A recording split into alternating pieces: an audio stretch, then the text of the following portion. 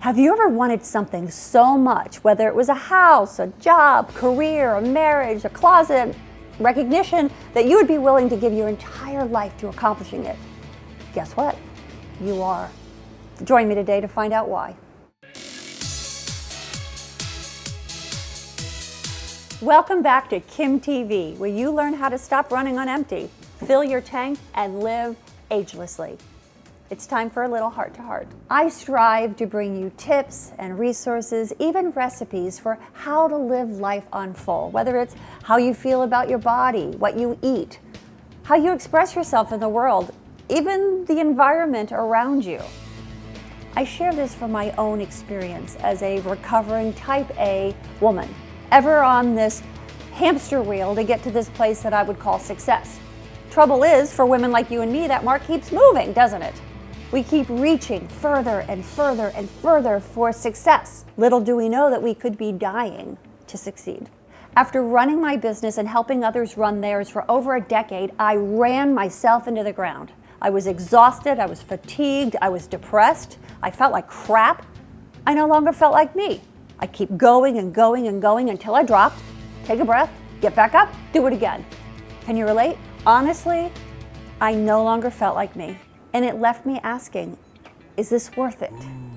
It turns out that Arianna Huffington, president and editor-in-chief of the Huffington Post, she's asking the same question too in her new book, Thrive, the third metric to redefining success and creating a life of well-being, wisdom, and wonder. There's a link to that book in the description below. Arianna shares her personal story, starting from when she woke up finding herself in a pool of her own blood. She dropped from exhaustion.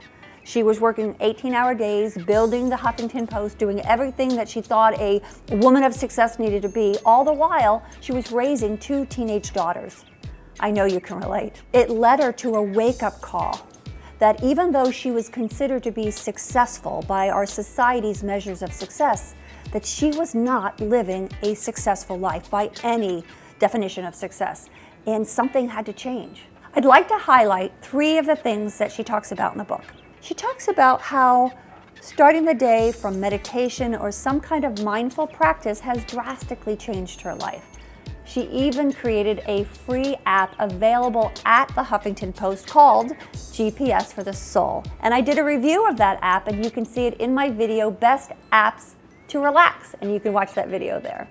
So what do you think about starting the day from meditation? Do you do that? I 1000% agree. Doing a morning practice every day has helped me stay in command of the day. It helps remind me that I'm in charge, not all the things that I have to do. So easy today to wake up and already feel behind before your feet even hit the ground.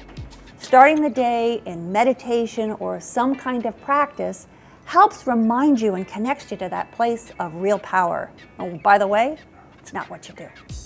If you'd like to check out my practice and what I do in the morning, you can check out that video right there. She also talks about the dangers of living in a permanently connected state. It not only disconnects us from living in the moment, it's actually making us mentally and physically ill. For women, this plugged-in state is 10 times more damaging to our energy and our intuition. Being wired with diffused awareness means we're constantly connected to the environment around us. It's why when you walk in a room, everything's talking to you. Then you layer on 24/7 social media, and it is a toxic recipe for hyperstimulation, overwhelm, and stress. Not only that, it ages us and makes us sick. It also makes us bitchy. If you find yourself being bitchy, you may want to unplug for the day, an hour, 5 minutes. You can learn about my own digital addiction and what I did to kind of unplug in my video, Going on a Digital Diet, and that's right there as well. What I find incredibly validating in her new book, Thrive, is what she's calling this call for a new measurement of happiness and success. She likens this drive for money and power like 2 legs of a 3-legged table, and that without that 3rd leg, it collapses. We need a 3rd leg, a 3rd metric for understanding what is true happiness and what is true wealth. When I got present to what was driving me to get to that place of success, I realized that I equated my value as a woman with how much I did, my happiness with how much I accomplished. And when I let go of my grip to succeed and I put myself first, I was finally able to truly thrive. I'm still moving in the direction of success, but I'm actually able to enjoy the journey. But that's just my experience. And obviously Arianna's. What about yours? I want to hear from you. Do you find yourself pushing so hard to get to success and when you've got there, you're too exhausted to enjoy it? Or have you found a different way to show up in your life and still get to success? Let me know in the comments below. And by the way, those comments is not just a place to just comment. I'd like to know your experience. It's a two-way conversation. Think of that place as this place that we get to hang out and chat. And it's so easy to do. Simply log into YouTube using your Gmail account and start typing. Share your thoughts and your heart, and I'll answer you right here.